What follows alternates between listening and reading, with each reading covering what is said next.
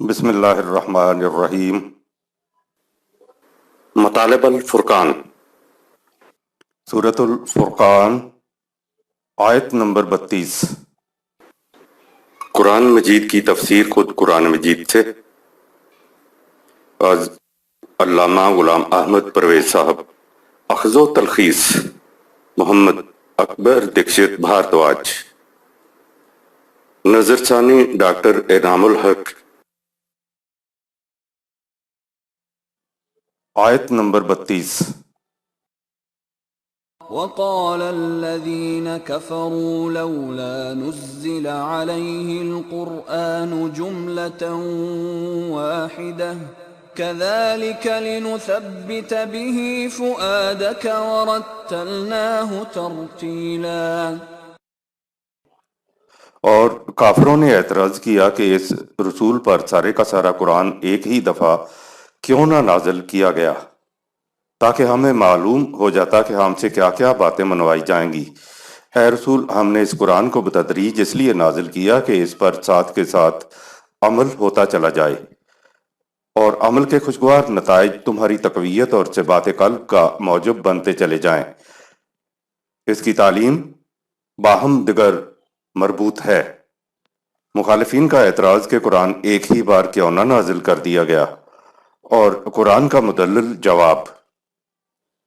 اس آیت میں کذالک سورہ 25 آیت نمبر 32 ہے، یعنی مخالفین ٹھیک کہہ رہے ہیں کہ ہم نے قرآن کو بتدریج ہی نازل کیا ہے، اور اس کی وجہ یہ ہے کہ ہمارے تدریجی نزول کے مطابق عمل کرنے کے خوشگوار نتائج تمہاری اور تمہاری جماعت کی تقویت اور ثبات قلب کا موجب بنتے چلے جائیں، اور اس کی تعلیم باہم دیگر مربوط ہے۔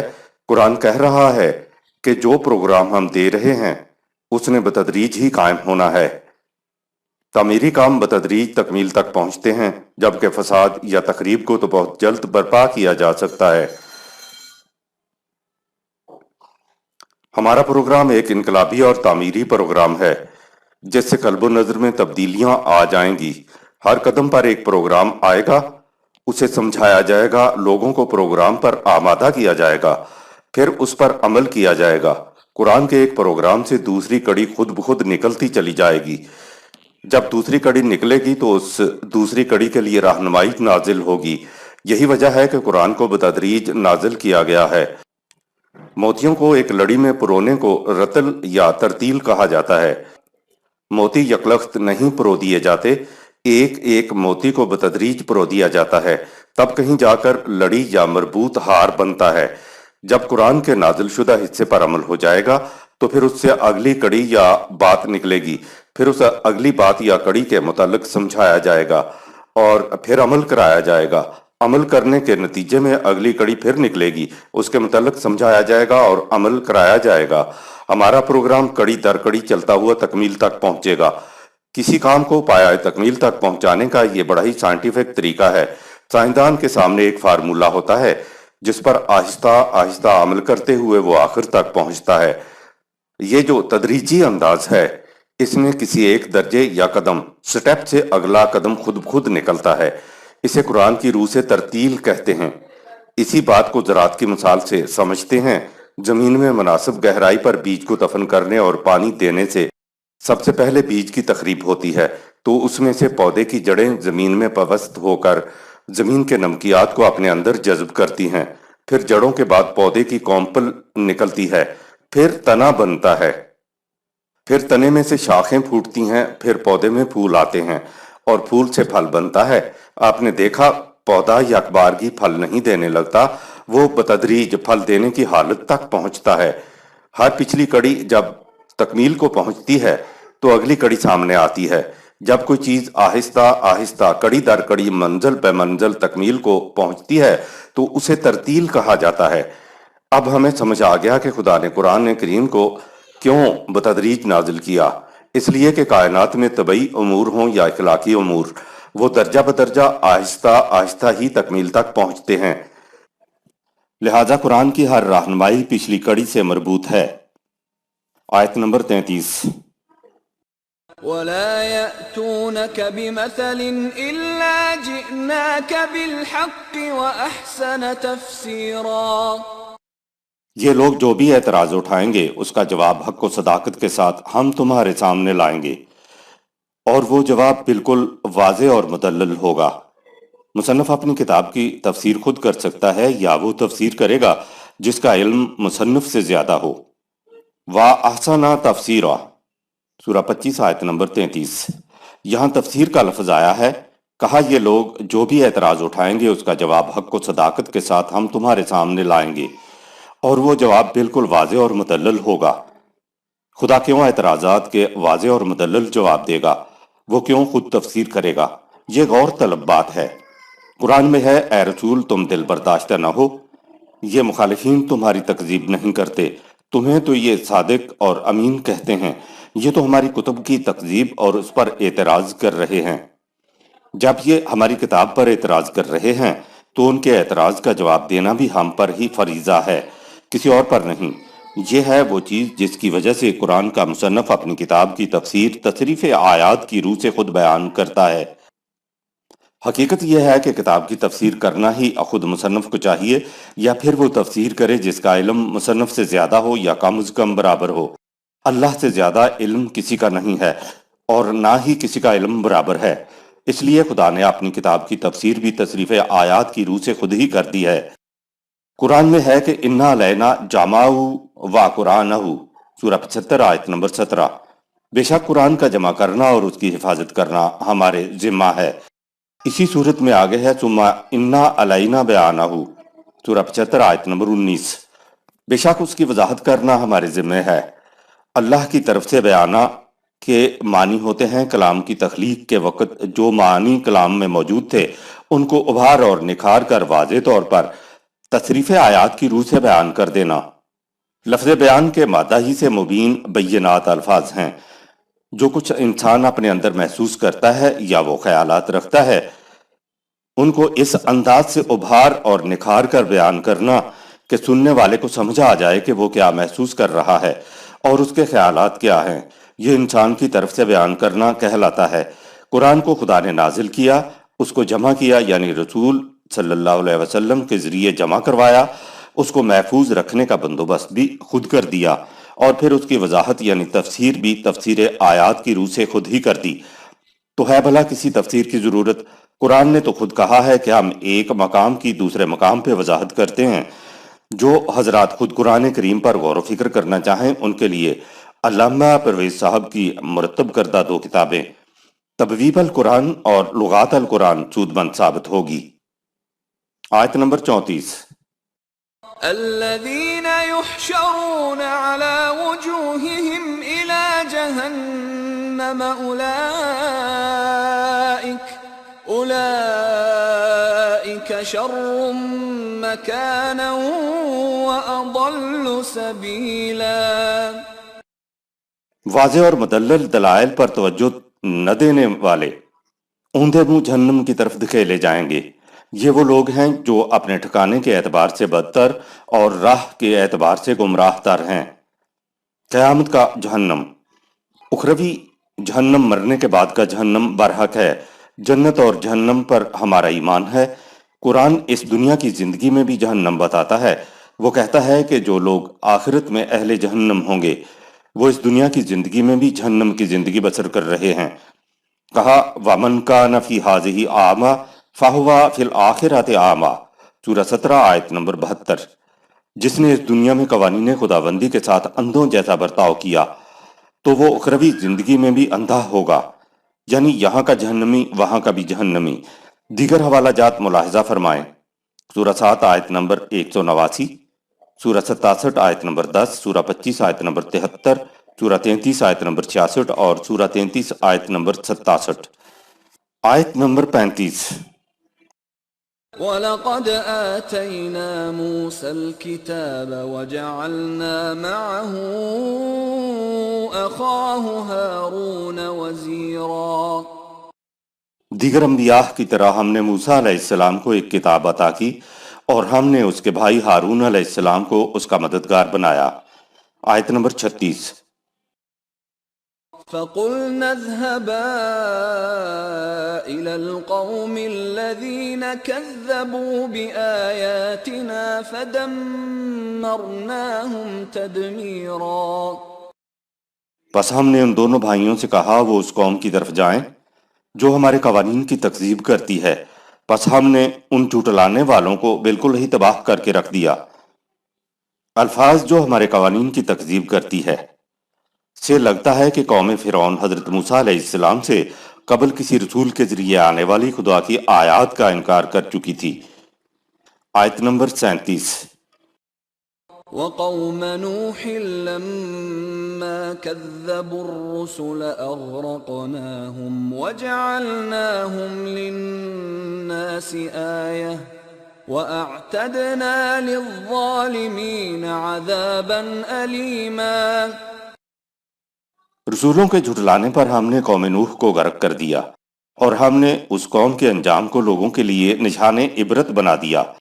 جو لوگ دوسروں پر ظلم کرتے ہیں آخر الامر وہ خود ہی الم انگیز عذاب میں مبتلا ہو جاتے ہیں۔ وَجَعَلْنَاهُمْ لِلنَّاسِ آیَةً کا مفہوم کذب الرسل سورہ 25 آیت نمبر 37۔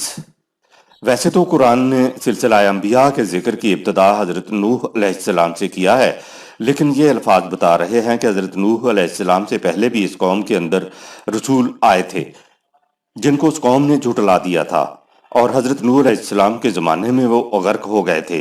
جو قوم بھی حضرت نوح علیہ السلام کی قوم کسی روش اختیار کرے گی اس کا انجام تباہی ہوگا، کیونکہ وَلَن تَجِدَ لِسُنَّتِ اللَّهِ تَبْدِيلًا سورہ 33 آیت نمبر 62۔ نہ تو خدا کا قانون تبدیل ہوتا ہے اور نہ اس کے قانون کے نتائج تبدیل ہوتے ہیں۔ خدا کا قانون تاریخ میں کسی روش کے جو نتائج ایک دفعہ مرتب کر دے تو پھر وہ تبدیل نہیں ہوا کرتے، لہٰذا تاریخ کا فلسفہ یعنی تاریخ کے نتائج انسانوں کے لیے خدا کی آیت بن جایا کرتی ہے۔ آیت نمبر 38۔ وَعَادًا وَثَمُودَ وَأَصْحَابَ الرَّسِّ وَقُرُونًا بَيْنَ ذَلِكَ كَثِيرًا۔ وَقُرُونًا بَيْنَ ذَلِكَ كَثِيرًا، اسی طرح عاد، سمود، اصحاب الرس اور اس کے درمیان اور بہت سی قوموں کو ہم نے ہلاک کر دیا۔ اصحاب الرس سورہ 25 آیت نمبر 38۔ مادہ کے اعتبار سے اس کے بنیادی معنی ہیں غلط باتیں وضع کر کے ان کو سچا کر کے پھیلاتے چلے جانے والے۔ مادہ کے بنیادی معنی کے اعتبار سے تو اس میں بہت سی قومیں آ جائیں گی۔ قرآن نے متعین قوم کے بارے میں بات نہیں کہی ہے، قرآن نے ذہنیت اور روش کے بارے میں ہی بات کہی ہے۔ اگر یہ کسی قوم کا ذکر ہے تو اس قوم کا قرآن میں صرف 2 جگہوں پر ذکر آیا ہے، ایک تو اس مقام پہ اور دوسرا سورہ 50 آیت نمبر 12 میں۔ اس قوم کی تفصیل قرآن نے نہیں دی ہے، ان کو عام طور پر کنووں والے، گڑھوں والے کہا جاتا ہے۔ آیت نمبر 39۔ وَكُلًّا ضَرَبْنَا لَهُ الْأَمْثَالَ وَكُلًّا تَبَّرْنَا تَتْبِيرًا۔ ہر قوم کے سامنے ہم نے سابقہ تباہ ہونے والی اقوام کی تاریخ کی مثالیں دے دے کر سمجھایا، مگر وہ باز نہ آئے۔ آخرکار وہ ہمارے قانون مکافات کے ہاتھوں تباہ و برباد ہو گئے۔ تاریخ انسانی تاریخ کے نتائج کی امین ہوتی ہے۔ قرآن کہتا ہے کہ ہم نے قوانین نازل کیے اور قوانین کی صداقت کی شہادت کے طور پر تمہارے لیے سابقہ کی تاریخ نازل کی۔ ظالم راتوں رات تباہ نہیں ہوتا، اس لیے انسان دھوکے میں آ کر کہتا ہے کہ ظلم کا نتیجہ تباہی نہیں ہے۔ قرآن کہتا ہے کہ موجودہ ظالموں کی حالت کو نہ دیکھو، اس قوم کے ظلم پر مبنی نظام پہلے گزر چکے ہیں، ان کے نتائج پر نگاہ رکھو۔ تاریخ کا فلسفہ یہ ہے کہ جس نظام نے جو نتیجہ پہلے مرتب کیا تھا وہی نتیجہ دیر یا سویر وہ نظام اب بھی پیدا کر کے رہے گا۔ تاریخ کے فلسفے کو قرآن نے بڑی اہمیت دی ہے۔ جو قوم تاریخ کے فلسفے سے سبق نہ سیکھے اور اپنی غلط روش پر اڑی رہے تو کہا تبرنا تتبیرا سورہ 25 آیت نمبر 39۔ خدا کے قانون مکافات نے انہیں ہلاک کر دیا۔ ہر غلط نظام کا انجام یہی ہوتا ہے۔ آیت نمبر 40۔ وَلَقَدْ أَتَوْا عَلَى الْقَرْيَةِ الَّتِي أُمْطِرَتْ مَطَرَ السَّوْءِ أَفَلَمْ يَكُونُوا يَرَوْنَهَا بَلْ كَانُوا لَا يَرْجُونَ نُشُورًا۔ اور یہ لوگ اس قوم لوط کی بستی پر سے بھی گزرتے رہتے ہیں جسے آتش فشاں کے پتھروں کی بارش نے تباہ کر دیا تھا۔ کیا یہ اس بستی کے کھنڈرات کو دیکھتے نہیں ہیں؟ دیکھتے تو ہیں، لیکن یہ لوگ مرنے کے بعد دوبارہ اٹھائے جانے کے متوقع نہیں ہیں، یعنی یقین نہیں رکھتے۔ آیت نمبر 41۔ وَإِذَا رَأَوْكَ إِن يَتَّخِذُونَكَ إِلَّا هُزُوًا أَهَذَا الَّذِي بَعَثَ اللَّهُ رَسُولًا۔ اے رسول، یہ لوگ جب بھی تجھے دیکھتے ہیں تو مذاق کرتے ہیں اور استہزاء کے انداز میں کہتے ہیں، اچھا یہ وہ صاحب ہیں جنہیں خدا نے رسول بنا کر بھیجا ہے۔ استہزاء کا زخم تلوار کے زخم سے زیادہ گہرا ہوتا ہے۔ مخالفت و مخاصمت اور میدان جنگ میں تیغ و ثنا کے زخم اس قدر جگر پاش نہیں ہوتے جس قدر جگر پاش کسی کا مذاق اڑانا ہوتا ہے۔ تلوار کا جواب تو تلوار اور ڈھال سے رسول اللہ صلی اللہ علیہ وسلم اور آپ کے رفقا دے سکتے تھے، لیکن استہزاء کا جواب دینے کے لیے تو انسان کو کمینگی کی انتہائی سطح پر اتر کر جواب دینا ہوتا ہے۔ مومنین تو اس سطح پر آ ہی نہیں سکتے تھے، یوں استہزاء کرنے والا برابر کا حریف نہیں رہتا، کیونکہ مومن استہزاء کا جواب نہیں دے سکتا۔ دلائل و براہین سے جو بات کی جائے اس کو لوگ ماننے کے لیے تیار ہوتے ہیں، لیکن جب دلائل و براہین کے جواب میں استہزاء کا ایک فقرہ کس دیا جائے تو پھر یہ دلائل تارے عنکبوت کی طرح بکھر کر رہ جاتے ہیں۔ استہزاء یہ کام کرتا ہے۔ یاد رہے قرآن نے رسول اللہ صلی اللہ علیہ وسلم کو سراجن منیرہ سورہ 33 آیت نمبر 46 کہا ہے۔ چراغ پہلے خود جلتا ہے تب جا کر روشنی ہوتی ہے۔ استہزاء کی وجہ سے رسول اللہ صلی اللہ علیہ وسلم کی جگر سوزیوں نے آپ صلی اللہ علیہ وسلم کو بہت بڑا سراجن منیرہ بنا دیا جو قیامت تک قرۂ ارض کو منور کرتا رہے گا۔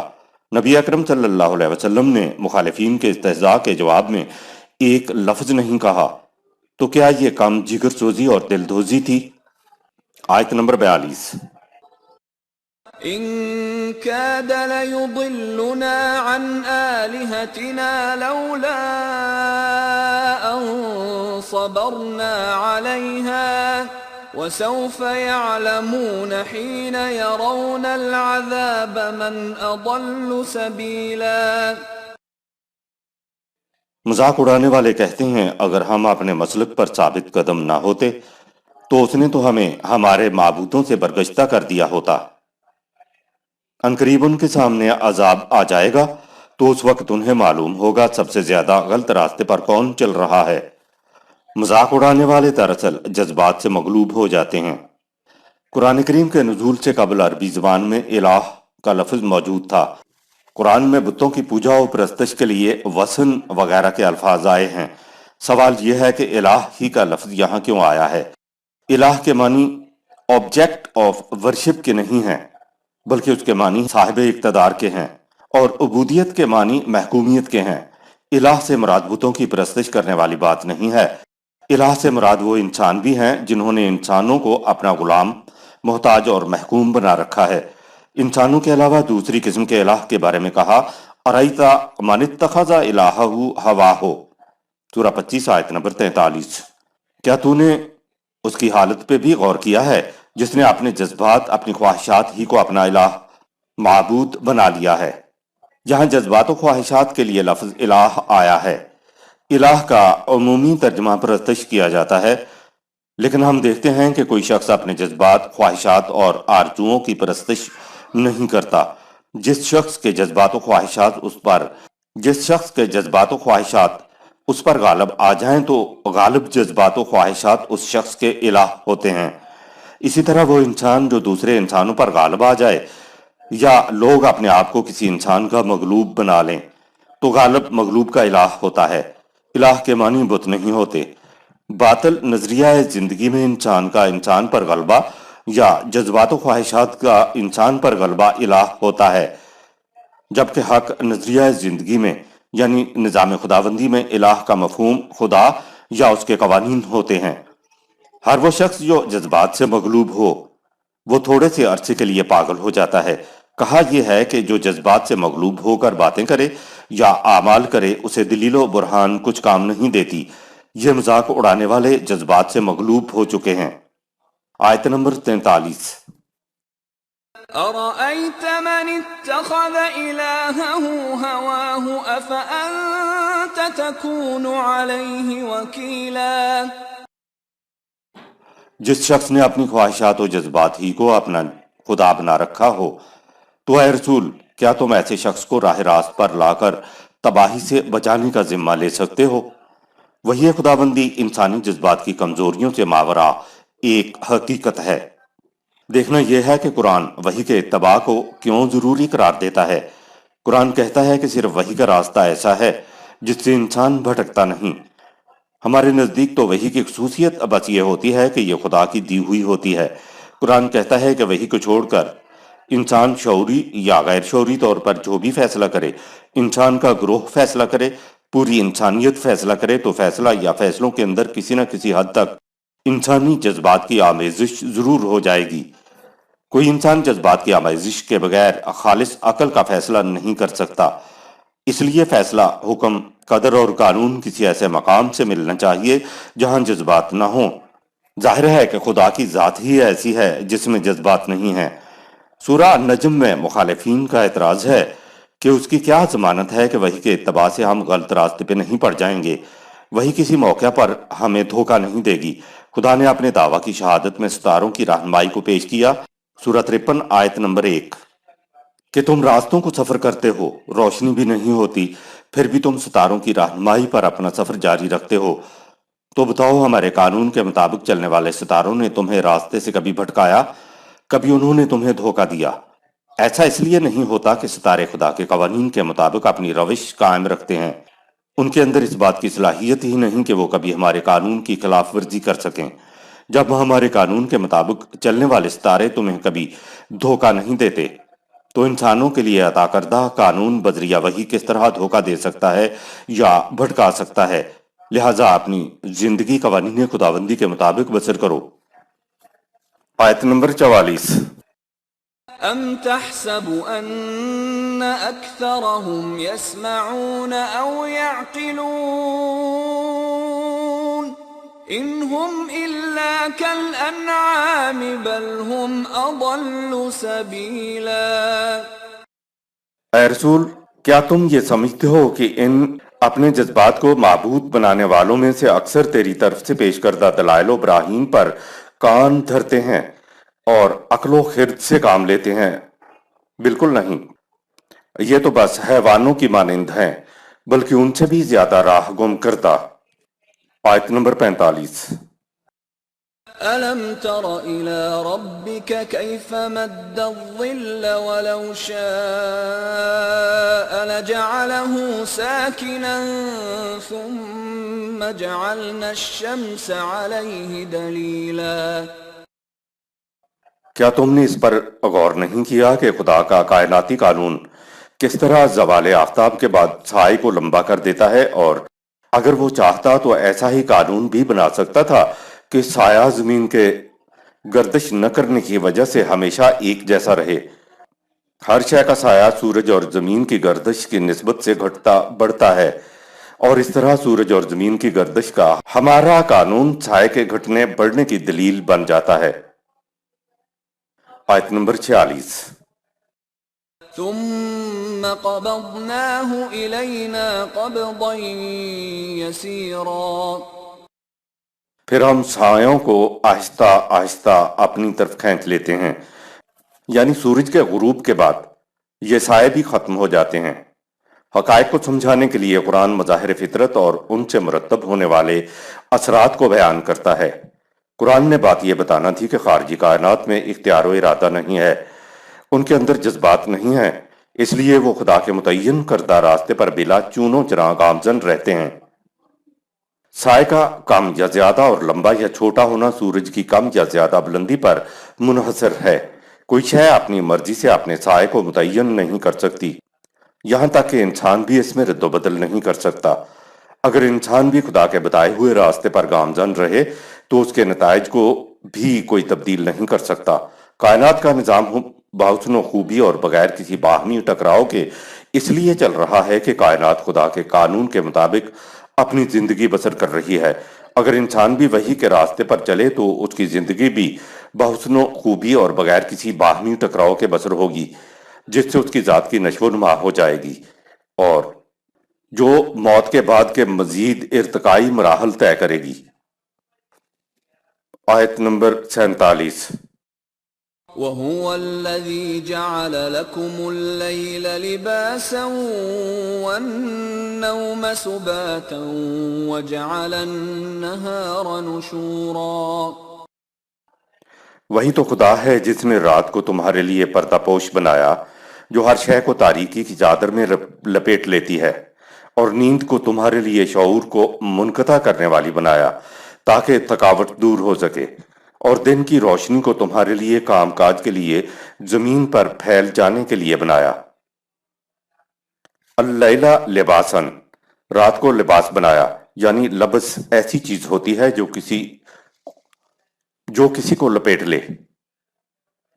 رات کو لباس اس لیے کہا کہ تاریکی کی چادر کرۂ ارض کے اس حصے کو ڈھانپ لیتی ہے جہاں سورج غروب ہو چکا ہو۔ لبس ہی سے التباس کا لفظ ہے۔ لبس کے دو معنی ہیں۔ نمبر 1 کسی چیز کو ڈھانپ لینا، جیسے تاریکی سب چیزوں کو ڈھانپ لیتی ہے، اور نمبر 2 ڈھانپ لیے جانے سے اشیاء کا خلط ملط ہو جانا۔ رات کی 2 خصوصیات بیان کی ہیں کہ یہ ہر شے کو اپنی تاریکی میں ڈھانپ لیتی ہے، اور اشیاء کے ڈھانپے جانے کی وجہ سے اشیاء خلط ملط ہو جاتی ہیں۔ ہفتہ کے 7 دنوں کے نام بتوں کے ناموں پر رکھے گئے ہیں۔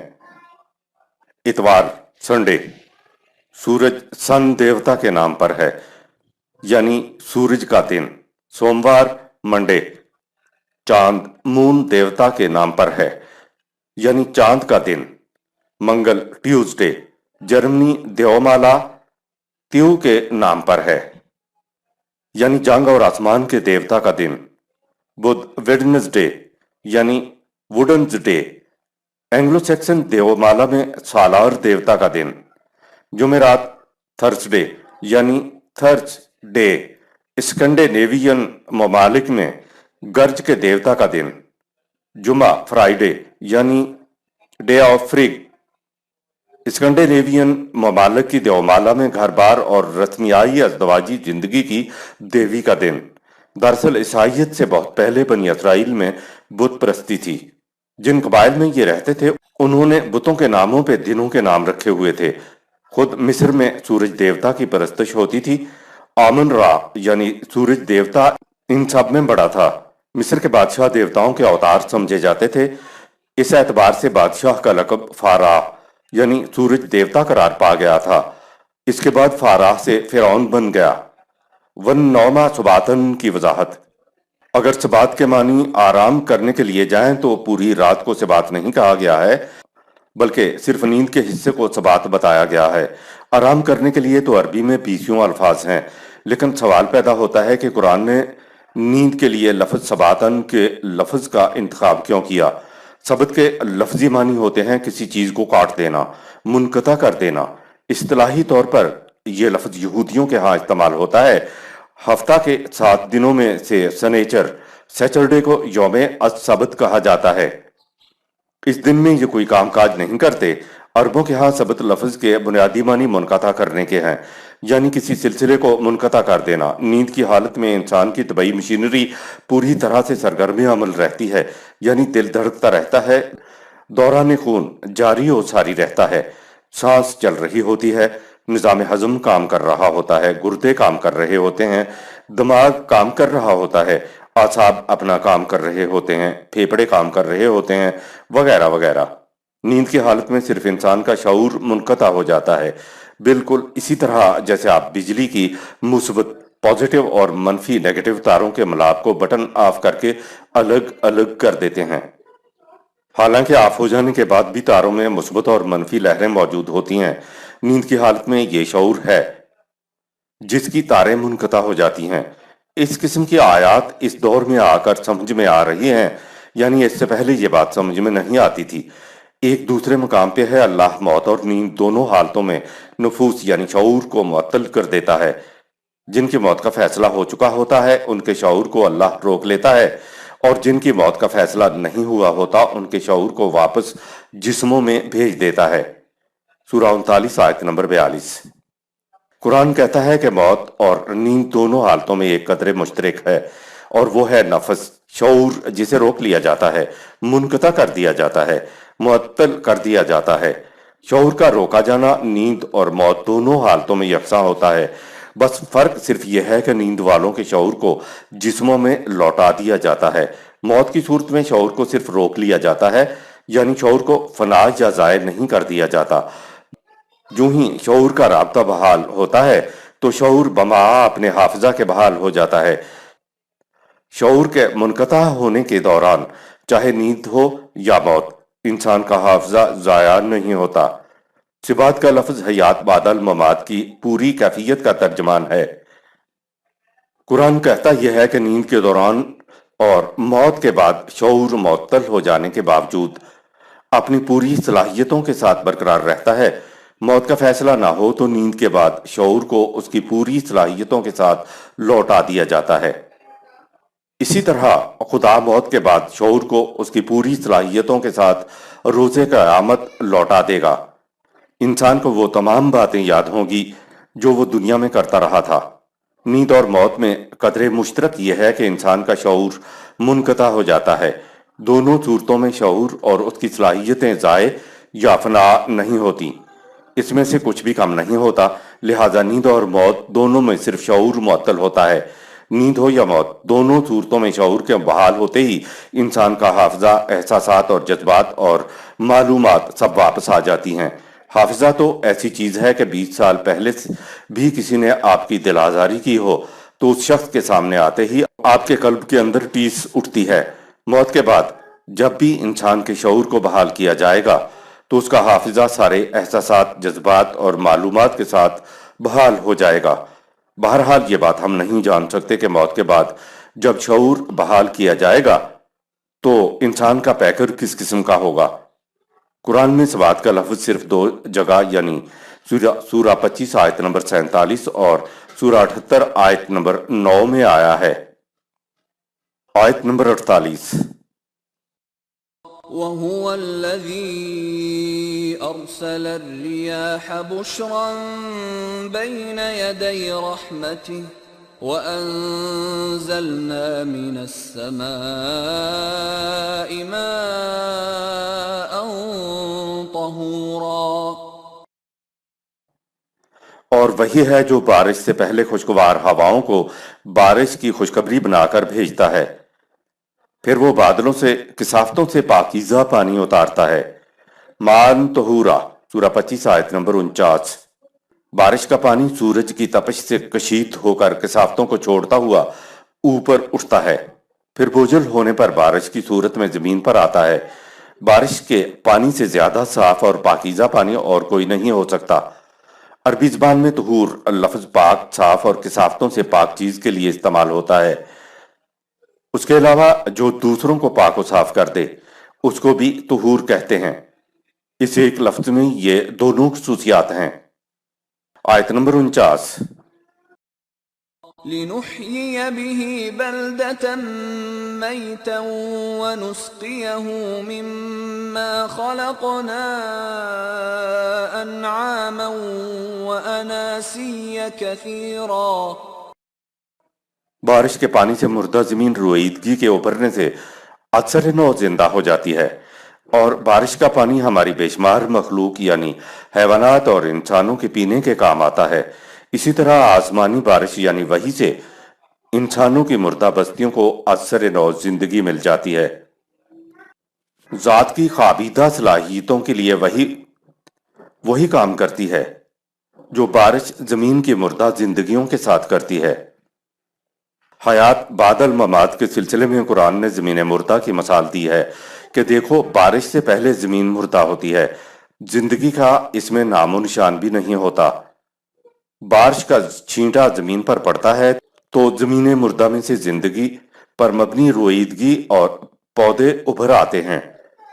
दरअसल जमीन में जिंदगी कहीं बाहर से नहीं आती, बल्कि जिंदगी ख्वाबीदा हालत में जमीन के अंदर मौजूद होती है। बारिश का छींटा पड़ता है तो ख्वाबीदा जिंदगी जमीन की सतह पर नमूदार हो जाती है। इंसानी जात के अंदर इंसानी जिंदगी ख्वाबीदा हालत में अपनी तमाम तर सलाहियतों के साथ मौजूद होती है। जमीन मुर्दा के अंदर मौजूद जिंदगियों के लिए तो बारिश के छींटे की जरूरत थी, जबकि इंसानी ख्वाबीदा सलाहियतों के लिए वही काम करती है जो बारिश जमीन मुर्दा जिंदगियों के साथ करती है। तबई जिंदगी में इंसान ने जिस कदर अपनी जात की ख्वाबीदा सलाहियतों को नशो नुमा दी होगी, मौत के बाद जब भी खुदा इंसानी शऊर को बहाल करेगा तो जात की तमाम तर सलाहियतें बकदरे नशो नुमा उखरवी जिंदगी में उभर कर सामने आ जाएंगी। अगर दुनियावी जिंदगी में इंसान आसमानी बारिश यानी वही से फायदा उठाए तो जात में ख्वाबीदा सलाहियतों की नशो नुमा हो जाती है और इंसानी जात मौत के बाद के इर्तकाई मराहल बहुसनो खूबी तय करती चली जाती है। आयत नंबर 50। وَلَقَدْ صَرَّفْنَاهُ بَيْنَهُمْ لِيَذَّكَّرُوا فَأَبَى أَكْثَرُ النَّاسِ إِلَّا كُفُورًا۔ और हमने इसको अपने कायनाती कानून को उनके लिए मुख्तलिफ तरीकों से वाज़े कर दिया ताकि लोग हमारे कवानीन को अपने सामने रखें, ताकि उनकी दुनिया और आखिरत की जिंदगी खुशगवार हो। लेकिन कवानीन पर गौर करने की बजाय अक्सर लोगों का यह हाल है कि उन्हें कवानीन खुदाबंदी से इनकार और सरकशी के सिवा और कुछ सूझता ही नहीं। सर्रफना हो सूरा 25 आयत नंबर 50। ये वही तसरीफ आयात है कि हम फेर फेर कर मुख्तलिफ आयात में चीज़ों को बयान करते हैं ताकि हकीकत तुम्हारे सामने महसूस तौर पर आ जाए। कायनात में तो खुदा की खुदाई कवानीन खुदाबंदी की रूह से आज खुद जारी और सारी है, लेकिन इंसान अपनी जिंदगी में अपने जज्बात से मगलूब होकर उन्हें अपना खुदा बना लेता है या अपने जैसे इंसानों के बनाए हुए कवानीन की अताअत करके उन्हें अपना खुदा बना लेता है। कायनात खुदा के इन कवानीन के मुताबिक अपनी जिंदगी बसर कर रही है जो खुदा ने उनकी तरफ वही वदीयत कर दिए हैं। इंसान को भी खुदा ने बजरिया अंबिया जिंदगी बसर करने के लिए कवानीन अता किए जो अब कुरान करीम के अंदर महफूज हैं, लेकिन इंसान खुदा की महकूमियत में आने की बजाय कवानीन खुदाबंदी से मुख्तलिफ राहें इख्तियार कर लेता है। इख्तियार व इरादा तो खुदा ने इंसान को इंसानी जात में ख्वाबीदा सलाहियतों को नशो नुमा देने के लिए दिया था, लेकिन हैरत है कि इंसान अपने इख्तियार व इरादे से उल्टा अपनी जात की ख्वाबीदा सलाहियतों को नशो नुमा देने वाले खुदा के कानून पर अमल नहीं करता और अपनी जात को गैर नशो नुमा हालत में रखता है। आयत नंबर 51। وَلَوْ شِئْنَا لَبَعَثْنَا فِي كُلِّ قَرْيَةٍ نَذِيرًا۔ अगर हम चाहते तो अब भी बदस्तूर हर कौम की तरफ एक आगाह करने वाला रसूल भेज देते। वलो शेना लबासना फी कुल्ले करियतिन नजीरा। अगर हम चाहते तो पहले की तरह हर बस्ती और हर करिया में रसूल भेजते रहते। क्यों यह सिलसिला मुनक़ता किया गया? फरमाया नज़्ज़ल अल फुरक़ाना अला अब्दिही लियकूना लिल आलमीना नज़ीरा। सूरा 25 आयत नंबर 1।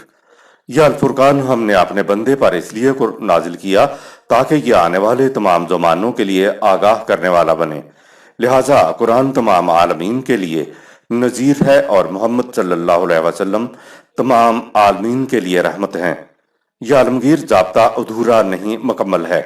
वतम्मत कालिमातु रब्बिका सिद्क़न व अदलन ला मुबद्दिला लिकालिमातिही। सूरा 6 आयत नंबर 115। खुदा ने इंसानों से जो बातें करना थीं वो सिद्क़ व अदल के साथ मुकम्मल हो गईं और इन कवानीन में कोई तब्दीली नहीं कर सकता। तकमीले ज़ाब्ता का मतलब यह है कि अब किसी नबी के आने की जरूरत नहीं रही। आयत नंबर 52। فَلَا تُطِعِ الْكَافِرِينَ وَجَاهِدْهُمْ بِهِ جِهَادًا كَبِيرًا۔ ऐ रसूल, तू इन मुनकरीन सदाकत की बात पर ध्यान न दे। तू उनकी मुखालफत का मुकाबला करने के लिए इसी आलमगीर कानून के जरिए सरतोड़ कोशिश किए चला जा। सिबात का लफ्ज हयात बादल मबाद की पूरी कैफियत का तर्जुमान है। वाजाहिद हम बेही जिहादन कबीरा। सूरा 25 आयत नंबर 52। ان مخالفین کے ساتھ قرآن کے ذریعے جہاد کبیرہ کرو، یعنی جدوجہد تو مسلسل تھی، مگر ایک چیز ہے جسے جہاد کبیرہ کہا گیا ہے۔ بے ہی سورہ 25 آیت نمبر 52 میں قرآن کی طرف اشارہ ہے۔ اب دیکھتے ہیں کہ جہاد کبیرہ کیا ہے۔ قرآن کریم نے کہا وَكَبِّرْهُ تَكْبِيرًا، سورہ 17 آیت 111، اور وہ خدا بلا شرکت غیر تمام قوتوں کا واحد مالک ہے، یعنی خارجی کائنات میں خدا کا قانون از خود جاری و ساری ہے، لہٰذا انسانی دنیا میں بھی خدا کے قوانین کی کبریائی ساورنٹی انسان کے اپنے اختیار و ارادے کی روح سے خارجی کائنات کی طرح قائم ہونا چاہیے۔ بات ہی خدا کی کبریائی ساورنٹی قائم کرنے کی ہے، نہ کہ خدا کی پرستش کرنے کی۔ دوسرے مقام پہ فرمایا لِيُظْهِرَهُ عَلَى الدِّينِ كُلِّهِ، سورہ 9 آیت نمبر 33، تاکہ دنیا کے ہر نظام کے اوپر انسانوں کی کوششوں سے جلدی یہ نظام غالب آ جائے۔ اب ضابطۂ حیات مکمل ہو گیا، رہنمائی مکمل ہو گئی۔ رسول نے ضابطۂ حیات کو نظام کی شکل میں متشکل کر کے دکھا دیا۔ رسول تو دنیا سے چلا گیا، لیکن اب قرآن نے باقی رہنا ہے۔ امت مسلمہ کی ذمہ داری ہے کہ نظام کو قرآن کے مطابق آگے بڑھاتے چلے جائیں۔ نظام خداوندی کی تشکیل کوئی پھولوں کی سیج نہیں، یہ تو مسلسل جد و جہد کا مقتضی ہے، جس کا آخری مرحلہ میدان جنگ میں جا کر تکمیل تک پہنچتا ہے۔ جہاد کا لفظ قرآن کریم نے قتال کے معنی میں بھی استعمال کیا ہے۔ نظام خداوندی کے قیام و بقا کی خاطر آپس کے ٹکراؤ، لوگوں کے ساتھ کشمکش، تصادم و تزاحم ہر گوشے کے اندر ہوتا ہے۔ کہا فَلَا تُطِعِ الْكَافِرِينَ، سورہ 25 آیت نمبر 52۔ کفار کی بات نہ مان، ان کی اطاعت مت کر، بلکہ ان مخالفین کے ساتھ جہادن کبیرہ، سورہ 25 آیت 52 کر۔ ایک دوسرے مقام پہ ہے فَالْحُكْمُ لِلَّهِ الْعَلِيِّ الْكَبِيرِ، سورہ 40 آیت نمبر 12۔ تمام فیصلے صرف خدا کے قوانین کے مطابق ہوتے ہیں۔ وہ بڑی کبریائی کا مالک اور سب سے عرفہ و اعلیٰ ہے۔ علیو کے معنی ہے اعلیٰ، غلبہ والا، اور کبیر کے معنی ہے کبریائی یعنی ساورنٹی ہونا، جس کے اوپر کوئی اتھارٹی نہ ہو، یعنی اکاؤنٹیبل ٹو نان۔ اس لیے کہا فَالْحُكْمُ لِلَّهِ، سورہ 40 آیت نمبر 12۔ حق حکومت صرف خدا کو ہے۔ قرآن چاہتا ہے کہ انسان اپنے معاشرے میں قوانین خداوندی کو ایسا کبیر ساورن کریں کہ خدا کے قوانین کے اوپر کسی کا قانون نہ ہو۔ لہٰذا قوانین خداوندی کی سربلندی کے لیے جو آخری کشمکش ہوگی، آخری ٹکراؤ ہوگا، جس سے خدا کی کبریائی یعنی خدا کے قوانین کی کبریائی ثبت ہو جائے، اس کو جہاد کبیر کہا جائے گا۔ کافر کا لفظ کوئی گالی نہیں ہے۔ ہمارے ہاں کافر کا لفظ کچھ ایسا ہے جیسے گالی، اور غیر مسلم بھی ایسا ہی ہے سمجھتے ہیں۔